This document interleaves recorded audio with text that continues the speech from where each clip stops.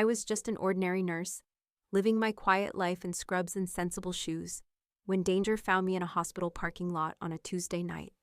The fluorescent lights buzzed overhead as I walked to my car, exhausted from another 12-hour shift. That's when I saw him, my stalker, emerging from behind a white van like something out of my worst nightmares.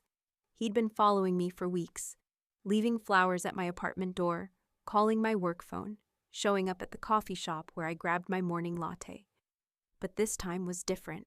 This time, he had something metallic glinting in his hand. "Sarah," he called out, his voice carrying across the empty lot. "We need to talk." My keys slipped from my trembling fingers, clattering onto the asphalt. I bent to grab them, my heart hammering against my ribs, when a shadow fell across my path. "I don't think the lady wants to talk," came a voice, deep, calm, with an authority that made the air itself seem to still. I looked up to see a man in an expensive dark coat, his presence somehow filling the space between me and my stalker. He wasn't particularly tall, but something about the way he carried himself made him seem immovable, like a mountain that had simply decided to stand in this parking lot. "This doesn't concern you," my stalker snarled. But I noticed he took a step back. The stranger's response was quiet, almost conversational. "Actually, it does." What happened next lasted maybe 30 seconds, but it felt like watching a masterclass in controlled power. The stranger didn't raise his voice, didn't make any threatening gestures. He simply spoke a few words I couldn't quite hear, and somehow my stalker was backing away, then turning, then practically running to his van. "Are you all right?" The stranger turned to me, and I found myself looking into the darkest eyes I'd ever seen, not cruel, but infinitely deep, like looking into a well at midnight. How did you?" I stammered, still clutching my keys. "Marcus Donovan," he said, extending a hand. His grip was warm, steady, completely at odds with the trembling in my chest. "And I think we need to talk." The next morning found me sitting across from Marcus in a small cafe downtown, my hands wrapped around a coffee cup that had long since gone cold. Sunlight streamed through the windows, making everything seem normal and safe, but I couldn't shake the memory of his quiet authority in that parking lot. "Marriage," he said again, as if the word were perfectly reasonable. "A legal arrangement, temporary if you prefer to think of it that way." I stared at him. In daylight, he was even more striking. Sharp cheekbones, silver threading through dark hair at his temples, clothes that probably cost more than my monthly rent. But it was his eyes that held me. They were calculating, yes, but not cold. There was something almost protective in the way he watched me. "You're insane," I said, but my voice lacked conviction. "Your stalker won't stop. The restraining order is just paper, and we both know it." He leaned forward slightly. "I can offer you something real. Protection, safety, a home where no one can touch you. And what do you get out of it?" The question slipped out before I could stop it. For just a moment, something flickered across his features. Vulnerability, maybe, or loneliness. But it was gone so quickly I might have imagined it. "Companionship," he said simply, "and the satisfaction of knowing someone is safe." I should have asked more questions. Should have demanded to know what he did for a living, why he could afford to offer such protection, why a man like him needed to arrange a marriage with a stranger. Instead, I found myself studying his hands. Strong, careful, with a thin scar across one knuckle that spoke of a life more complicated than cafe conversations. "There would be boundaries," I said carefully. "Rules. Of course." His mouth curved into what might have been a smile. "I'm not looking for a fairy tale, Sarah. Just an arrangement that benefits us both." The way he said my name made something flutter in my chest. I told myself it was fear. "I need to think about it." "Of course you do." He stood, leaving money on the table, more than enough to cover both our untouched coffees. "I'll have my lawyer contact you with the details. If you decide to proceed, we can handle everything quickly and quietly." He paused at the door, looking back at me with those dark eyes. "For what it's worth, I meant what I said last night. You don't have to be afraid anymore."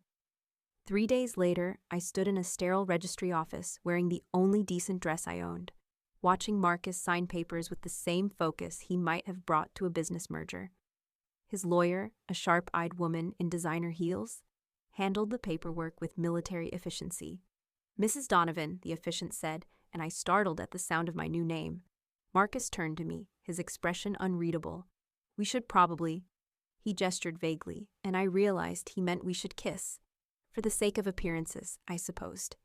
His lips were warm against mine, the kiss brief and careful, but I felt that flutter again, stronger this time, spreading through my chest like warmth from a fire.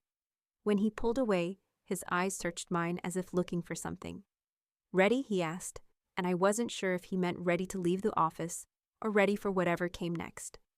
Outside, a black sedan waited at the curb. The driver who opened my door wore a suit that couldn't quite hide the bulk of what I suspected was a shoulder holster. I caught Marcus's eye as I slid into the leather seats. "Security," he said simply, as if that explained everything. Maybe it did. The Donovan estate rose from manicured grounds like something out of a magazine, all stone and glass and perfectly sculpted gardens. As we passed through iron gates that closed behind us with an ominous clang, I felt like Alice tumbling down the rabbit hole. "Home," Marcus said. But he was watching my face carefully. The inside was even more breathtaking. Soaring ceilings, artwork that probably belonged in museums, furniture that whispered of old money and older secrets. A woman in her 50s appeared as if summoned, her smile warm despite the formality of her dark uniform. "Mrs. Chen," Marcus said. "This is my wife, Sarah. She'll be staying in the blue suite for now." Mrs. Chen nodded, as if wives appearing out of nowhere was perfectly normal. "Welcome home, Mrs. Donovan. Dinner will be served at 8, if that suits you both." My suite turned out to be larger than my entire apartment, complete with a sitting area, walk-in closet, and a bathroom that belonged in a 5-star hotel. But it was the folder on the nightstand that caught my attention, a neat list of house rules, typed on expensive paper. "Please inform security before leaving the grounds. The staff is here to assist you with anything you need. The West Wing is private and should not be entered without express permission. For your safety, please do not walk the grounds alone after dark. For your safety." The phrase seemed to echo in the sudden quiet of the room. That night, I couldn't sleep. Maybe it was the unfamiliar luxury of 1,000 thread-count sheets, or maybe it was the way shadows moved beyond the tall windows. But I found myself padding through the hallways in bare feet and borrowed silk pajamas. The house felt different in darkness, larger, full of whispers and secrets. I was making my way back to my room when I saw light spilling from beneath a door at the end of the corridor. I should have kept walking, should have minded my own business and returned to my beautiful prison of a bedroom.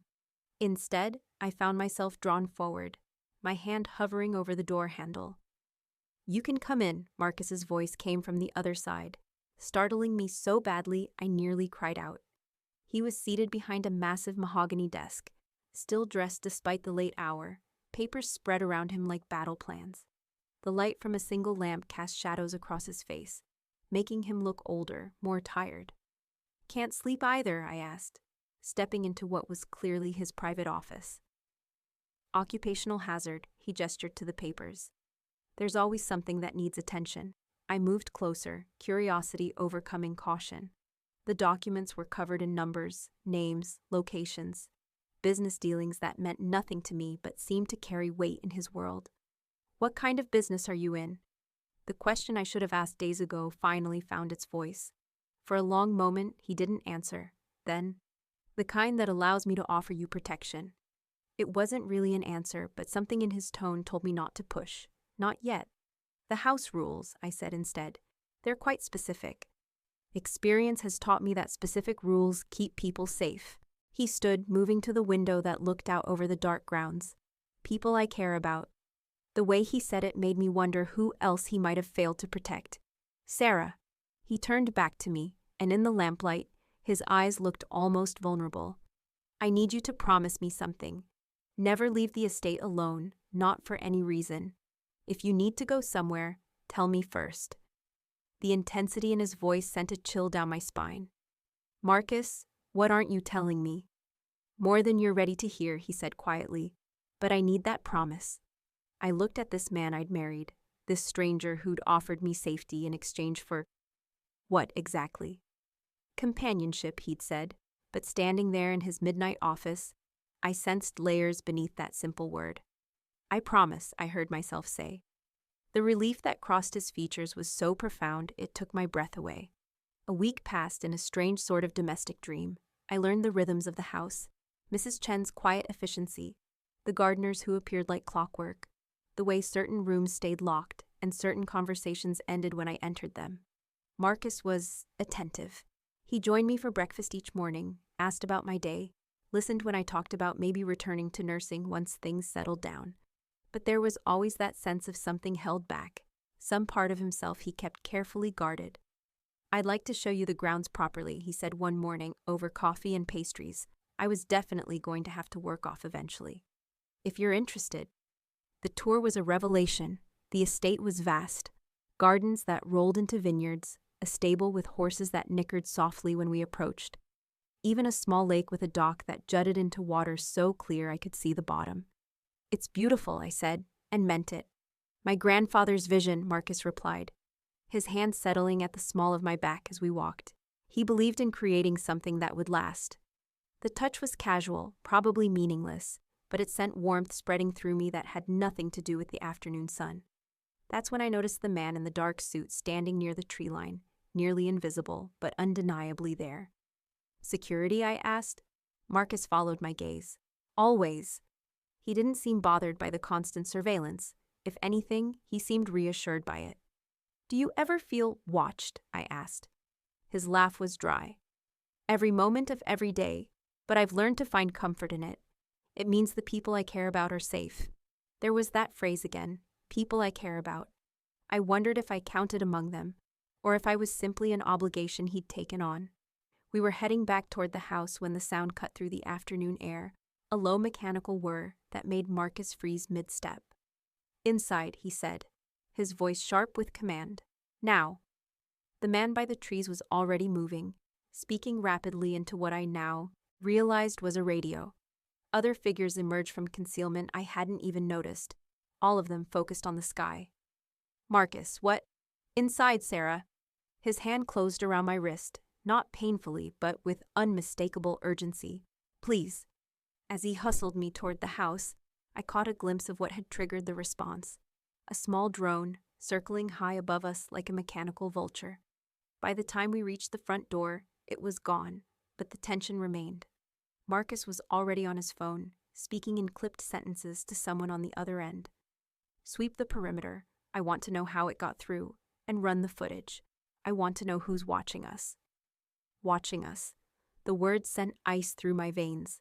"Marcus," I said when he finally hung up. "What's going on?" He looked at me for a long moment, weighing something behind those dark eyes. "Nothing you need to worry about," he said finally. "Just precautions." But I could see it in his face. Whatever was happening, we were no longer as safe as I'd believed. The charity gala was my introduction to Marcus's public life, and I was woefully unprepared for the scrutiny. The dress he'd had delivered, midnight blue silk that fit like it had been made for me, probably cost more than I used to make in a month. "Remember," he said as our car approached the glittering hotel entrance, "you don't have to say much. Just smile and let me handle the conversation. What if someone asks how we met?" His hand found mine in the darkness of the back seat. "We met through mutual friends. It was immediate." The way he said it, looking directly into my eyes, made me forget it was supposed to be pretend. The ballroom was a sea of designer gowns and tuxedos, champagne flutes, and careful laughter. Marcus moved through it all with practiced ease, his hand warm and steady at my back, introducing me to faces that blurred together in a parade of polite smiles and speculative looks. "Marcus, darling," a woman in diamonds and disappointment swept over to us. "You've been keeping secrets." "Helen," his smile was perfectly calibrated. "I'd like you to meet my wife, Sarah." The word wife still sent a little thrill through me, even though I knew it was just part of the performance. "How romantic," Helen cooed, but her eyes were calculating. "Such a whirlwind courtship, I imagine."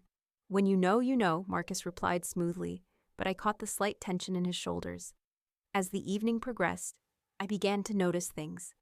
The way certain men approached Marcus with a deference that went beyond mere respect. The coded language that peppered their conversations. Phrases about family business and territorial agreements that seemed to mean more than their surface words suggested.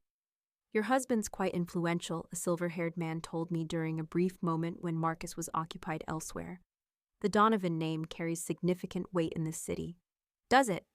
I asked, suddenly very aware of how little I actually knew about the man I'd married. Oh yes. Some of the oldest families, the most established businesses. They all know to show proper respect. His smile was knowing.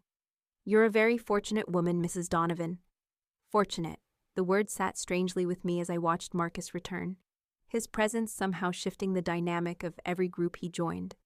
We were making our way toward the exit when I noticed him, a man near the coat check, his attention fixed not on the glittering crowd but on me. When our eyes met across the room, he didn't look away. Instead, he smiled, and something cold settled in my stomach. Marcus, I said quietly, my fingers tightening on his arm. He followed my gaze, and I felt his entire body go rigid. We're leaving. Now. The ride home was silent, tension thick enough to cut. It wasn't until we were safely through the estate gates that Marcus finally spoke. Did he approach you? Say anything? No, he just watched. I turned to face him in the car's dim interior. Who was he? Marcus was quiet for so long I thought he wouldn't answer. Then, someone who shouldn't have been there. That night, I lay awake listening to unfamiliar sounds.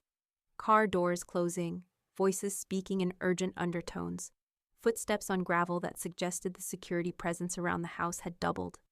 Whatever game we were playing, the stakes had just gotten higher. The breaking point came on a Thursday evening, 2 weeks after the gala.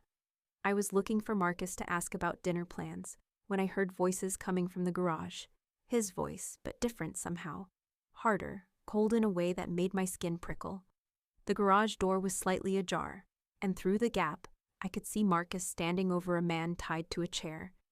2 other men in dark suits flanked him, their postures suggesting barely contained violence. I'm going to ask you one more time, Marcus was saying, his voice carrying an authority I'd never heard before. Who sent you to photograph my wife? The bound man mumbled something through what looked like a broken nose. Wrong answer. Marcus's tone didn't change, but somehow it became infinitely more menacing. Tony, help him remember. I should have walked away. Should have pretended I'd never seen this side of him, never glimpsed the steel beneath his careful civility. Instead, I found myself frozen, watching this stranger who wore my husband's face. Please, the bound man gasped. I was just hired to take pictures. I don't know anything else. Pictures for whom? Marcus circled the chair like a predator. And don't insult my intelligence by claiming you're paparazzi. You had professional surveillance equipment.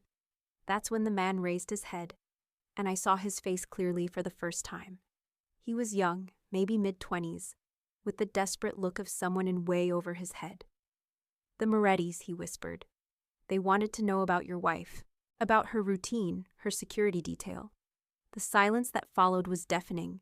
Then Marcus spoke, and his voice held the promise of terrible things. The Morettis made a mistake, he said quietly, and you're going to help me send them a message. I must have made some sound, a gasp, a sharp intake of breath, because suddenly all eyes in the garage turned toward me. Marcus's expression shifted from cold calculation to something like horror. Sarah. He took a step toward me, but I was already backing away.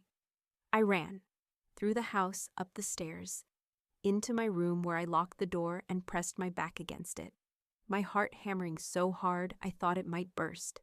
Who was I married to? What kind of man spoke of sending messages through bound and bloody intermediaries? And what did it mean that people called the Morettis were interested in me? The knock on my door came 20 minutes later, soft, patient, but insistent. Sarah, please, let me explain. Go away, I called out, but my voice cracked on the words. I can't do that.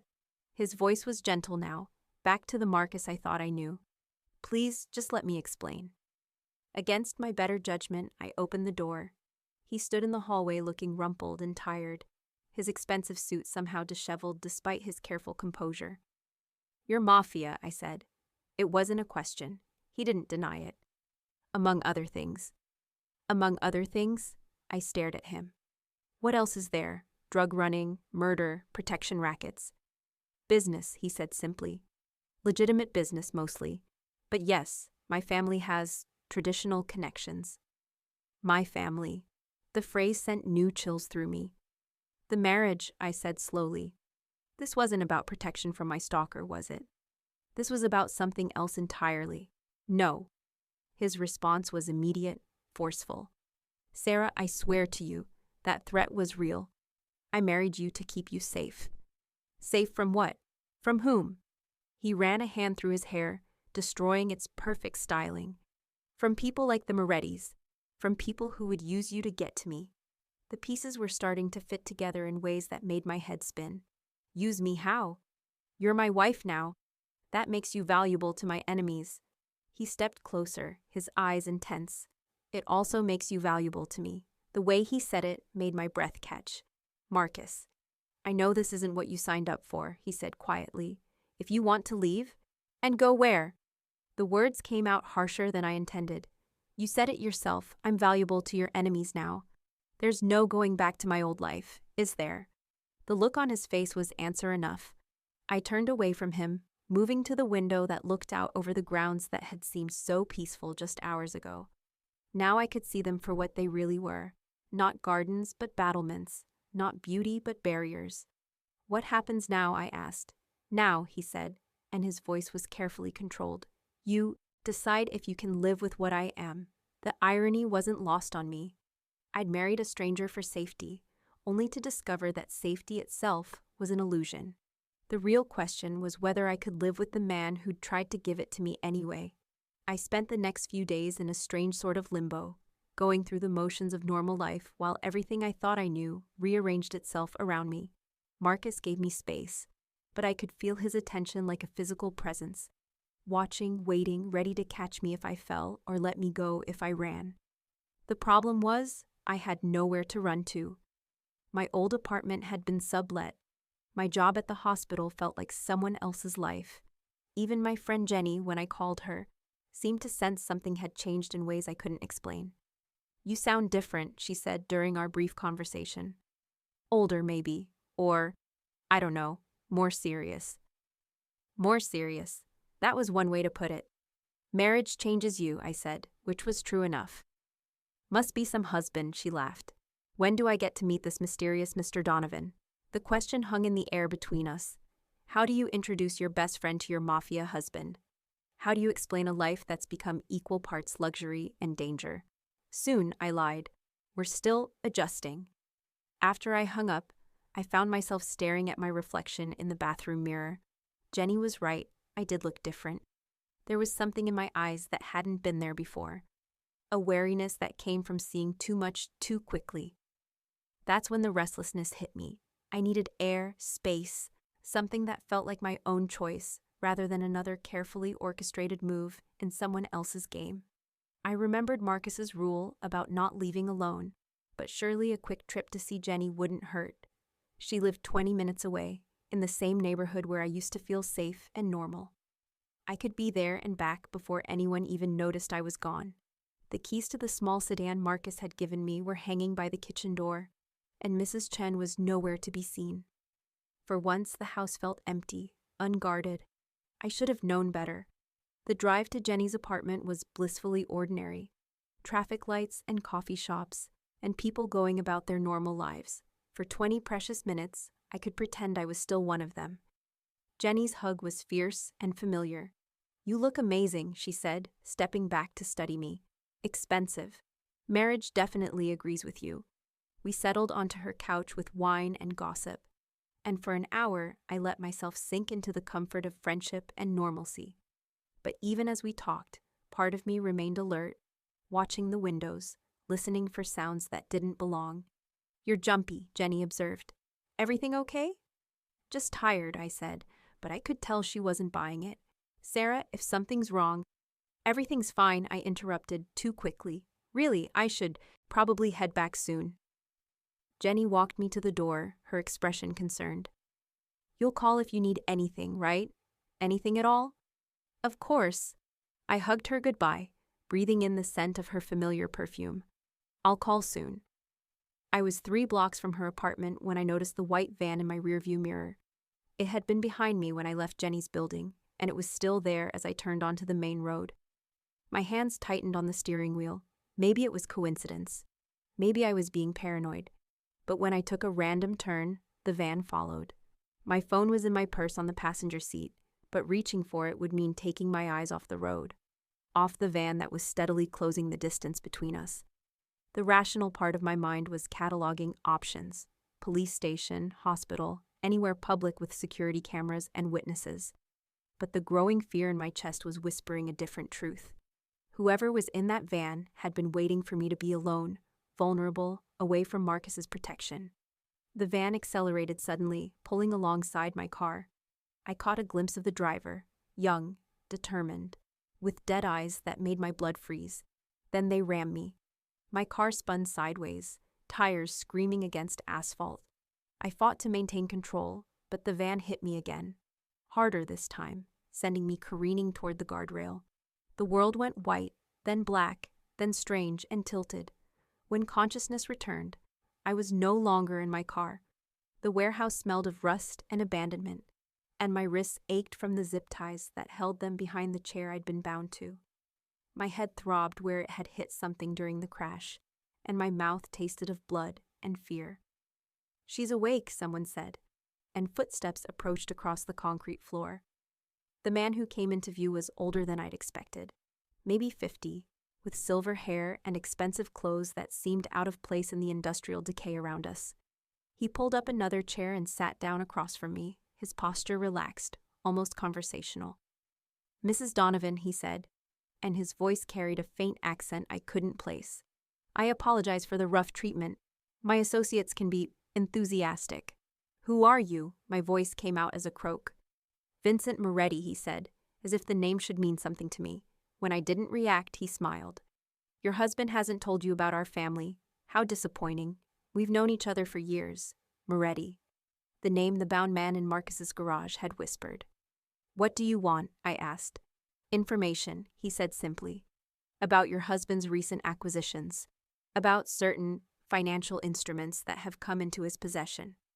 "Financial instruments." I stared at him blankly. "I don't know anything about Marcus's business," I said.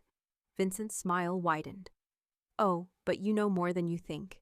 You live in his house, sleep in his bed, share his life. Surely he's mentioned the inheritance, the accounts his dear departed father left behind." The inheritance? My mind raced back to conversations I'd half heard, references to family business and old money that I'd dismissed as background noise. "I don't know what you're talking about, Mrs. Donovan." Vincent leaned forward, his tone still pleasant but with steel underneath. "Your husband came into possession of certain assets when his father died last year, assets that my family has a legitimate claim to. I'm simply asking you to help us locate them." "And if I can't?" His smile never wavered, but something cold flickered in his eyes. "Then I suppose we'll have to ask your husband directly, though I suspect he'll be much more motivated to cooperate once he sees what happens to people who keep things from the Moretti family." The threat hung in the air between us, crystal clear despite the civilized delivery. That's when I heard it, distant but unmistakable. Gunfire. Vincent's head snapped toward the sound, his pleasant mask finally slipping. What the hell? The warehouse lights went out, plunging us into darkness.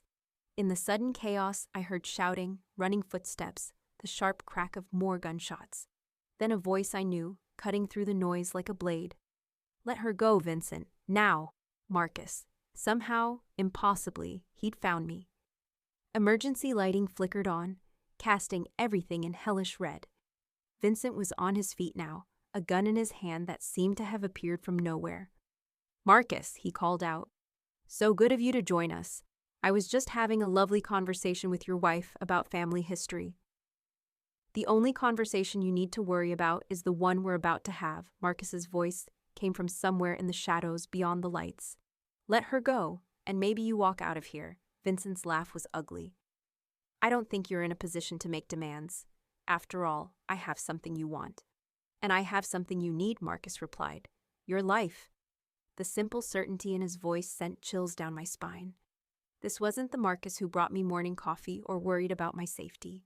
This was someone else entirely, someone dangerous.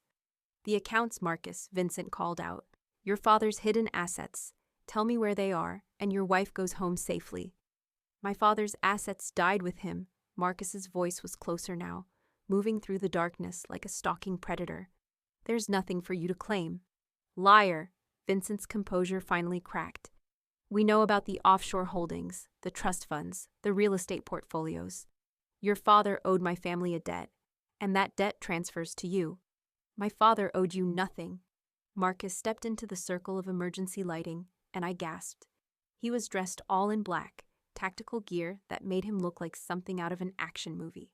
But it was his eyes that stopped my breath. Cold, focused, absolutely lethal. He owed us blood, Vincent snarled, pressing his gun against my temple. And if I can't collect from him, I'll collect from you. Vincent, Marcus's voice was conversational again, almost gentle. Look around you. Vincent's eyes flicked to the shadows, and for the first time, he seemed to notice the red laser dots that had appeared on his chest, his arms, his forehead. You brought 4 men, Marcus continued calmly. I brought 12.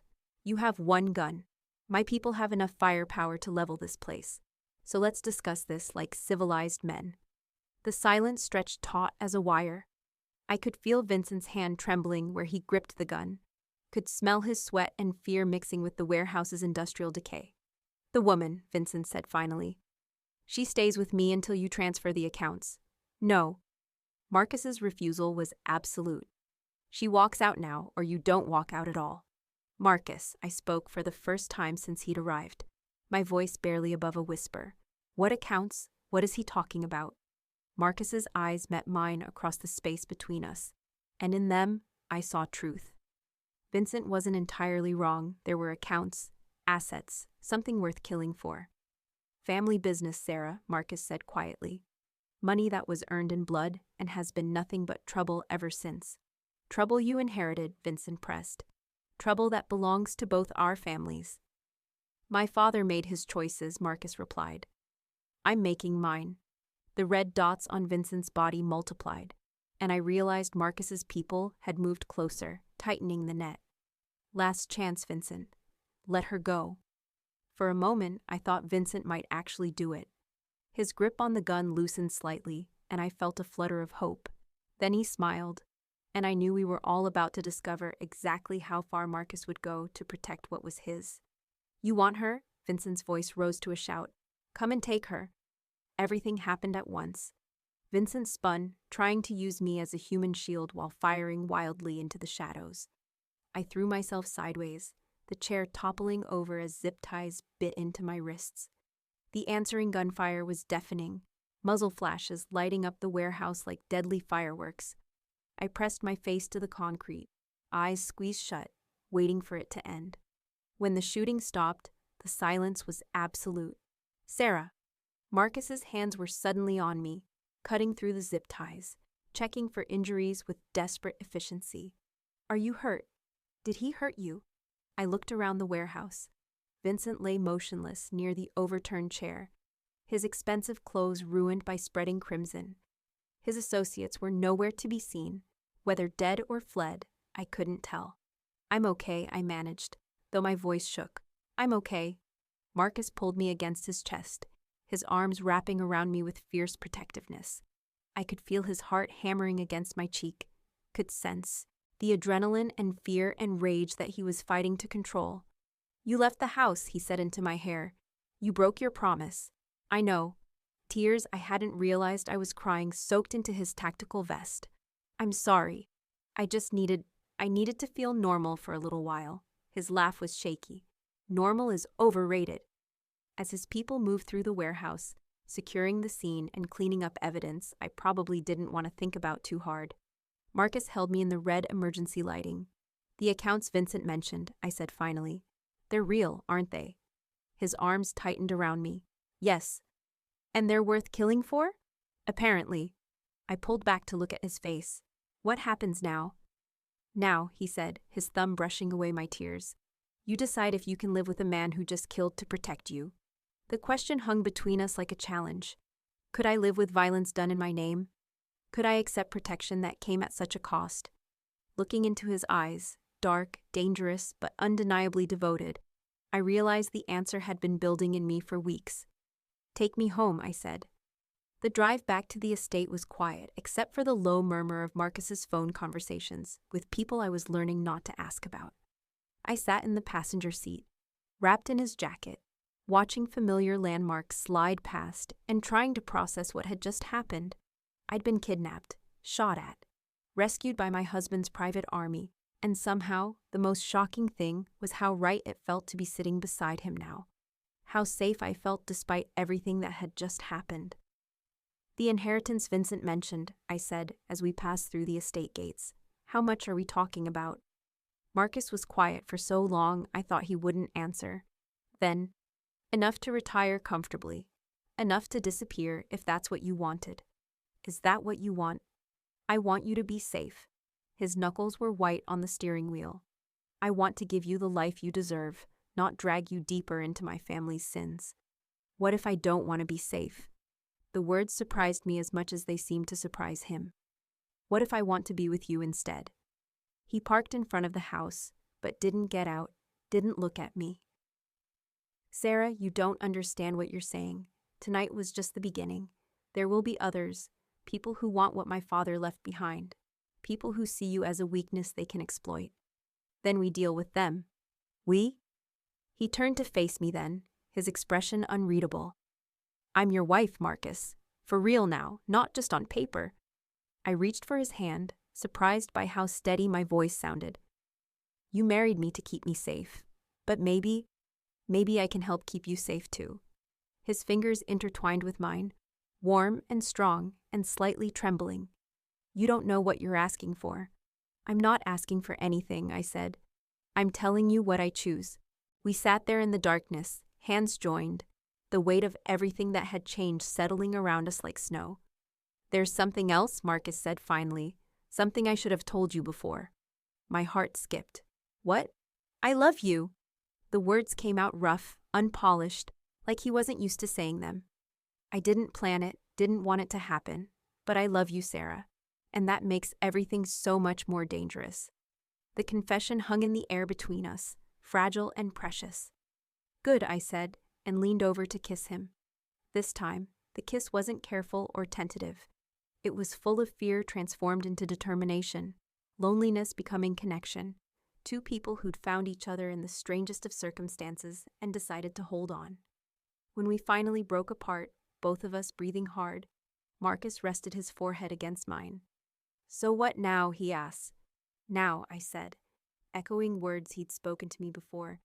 "We decide what kind of life we want to build together." The wedding ring on my finger caught the moonlight streaming through the car window, a symbol that had started as pretense but had become something real when I wasn't looking. "A dangerous life," Marcus warned. "A real life," I countered. He studied my face in the darkness, searching for doubt, for fear, for any sign that I didn't mean what I was saying. "Are you sure?" he asked. Instead of answering with words, I kissed him again, pouring all my certainty into the connection between us. When we separated, his eyes were dark with something that went beyond desire, something like hope. "Come on," I said, opening my car door. "Let's go home." A month later, I stood in the mansion's garden, watching Marcus tend to roses that his grandfather had planted decades ago. The afternoon sun cast long shadows across the grounds, and somewhere in the distance, I could see the discreet figures of security personnel making their rounds. It wasn't the life I'd imagined for myself, but then again, I'd never imagined I could be this happy. "Mrs. Donovan," Mrs. Chen appeared beside me with that silent efficiency I'd come to appreciate. "Your husband asked me to give you this." She handed me an envelope, heavy paper, expensive stationery, my name written in Marcus's careful script. Inside was a single photograph, the two of us at last week's charity auction.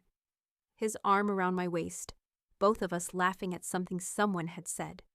But it was the expression on his face that caught my attention, the way he was looking at me like I was the most precious thing in his world. Below the photo, he'd written a note, "Sarah, thank you for choosing this life. Thank you for choosing me. All my love, Marcus." "He's quite taken with you," Mrs. Chen observed, her tone warm with approval. "The feeling is mutual," I replied, tucking the note carefully into my pocket.